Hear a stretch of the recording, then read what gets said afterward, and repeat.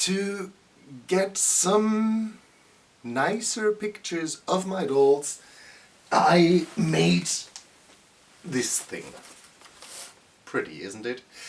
And my friend rainbowfineart asked me how I did it. And obviously I have one, I don't need a second one.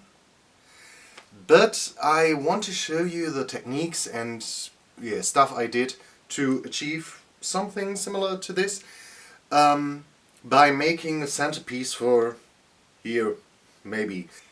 Yeah. So that is what we will do today. I decided to make the centerpiece a statue that is on a quite high stand so that I could position the thing in the background or in the foreground to have some variety for the pictures later.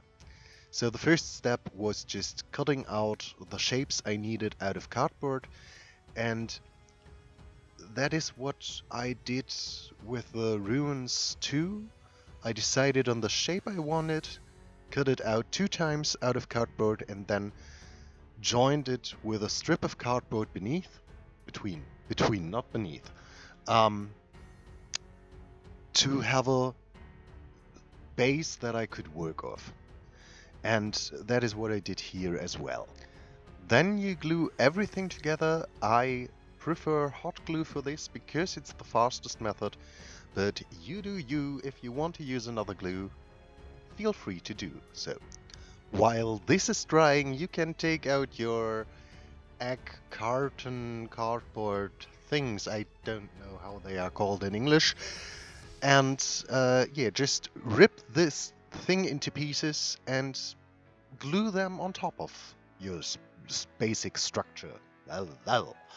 And I layered some of them, but most of them are just one layer. And I am quite messy with this. When they stick out a little bit, doesn't matter. They don't have to sit on there completely snug and tight. And if you want to have a more structured pattern, I decided to go with more or less a cobblestone pattern.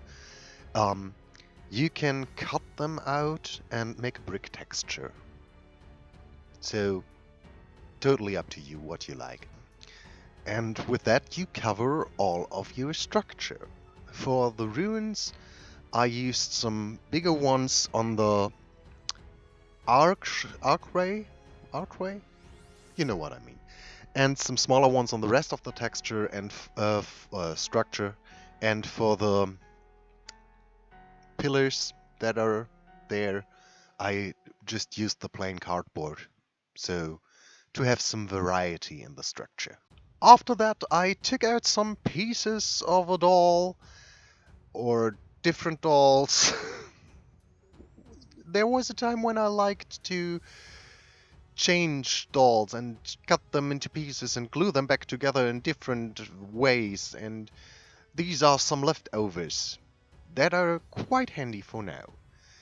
I cut away every part that I didn't want for the sculpture I made because it will stand in some ruins. It will be quite possible be ruined too. Will be quite possible be ruined. It doesn't matter. And then I just glued the pieces together with some hot glue and put it onto the stand, and I used a skewer to support him a little bit because he was a bit heavy and wasn't standing straight. So you may see the skewer in the end a little bit, but it doesn't matter that much. Then for everyone who watched and loved Art Attack, you take out your craft glue, mix it down a little bit with water, and take out the tissue paper, toilet paper, whatever, and slap it on there. And with this step, you cover the whole structure you made, or the whole piece you made, and it will cover up the imperfections where the egg carton board is sticking out a bit.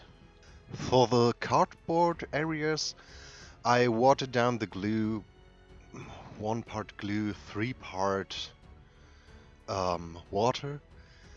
For the plastic part of the figure, I used another ratio. I think it was more or less 1:1 because it's a little bit more tricky to stick the tissue paper down on the plastic. And then I used just some pieces that were bigger, draped them around him, and drowned them in glue, or in watered down glue, to give him a kind of clothing. And first I made drape over his arm too, but while it was drying I decided to remove it because it was a bit too much in my opinion. But you do you, as I said already. As soon as this is dried, you take out your acrylic paints and mix quite a dark gray. It should be as dark as you want the darkest area of the thing you did to be, and put it on everywhere. Just go crazy with it, because it doesn't matter. Just slap it on there. We will fix this later. And make sure to get all the parts of him or her or whatever you made. If you miss 1 or 2 spots, it's not that big of a deal, depending on what you will do later, but normally there will be other steps that will cover up tiny mistakes, so just go ham with it. When I do something like this, where I already know that I will use just one color that will get lighter and lighter, I normally mix a lot of color in a glass with a lid that I can screw close and reuse and reuse again. And I just mix in some more white until I am satisfied. And you can only do this if you know you will use a lot more, or will use this color some more times, because you will have a lot of leftover. And with every making it lighter, I just paint on some individual stones at the podest, at the base, and dry brush the whole guy sculpture thing. And just do it until I am satisfied. And it's just getting lighter and lighter and making everything again and again. And as soon as you are satisfied with how the whole thing looks, you just let it dry completely. And then you take out a wash, which is just water, acrylic paint, and a little bit of dish soap. And you can mix that to your preference. And just drown him in it. It will sink into all the nooks and crannies and make it a little bit more put together. If you don't have the powdery green stuff that is normally used on terrain building, you can use some fake moss or real moss that is colored and cut it into little pieces and just mix it with some glue. I did this for the whole ruins and for him, and I think it looks quite nice. And the second thing I do is take out some little decoration stones. I don't really know what they are called. And put some coffee in it and just mix that with glue and a tiny bit of water too, to have something that resembles dirt, soil, that you can put around the base and some parts of the main attraction. And then I just put on the moss and let this dry as well.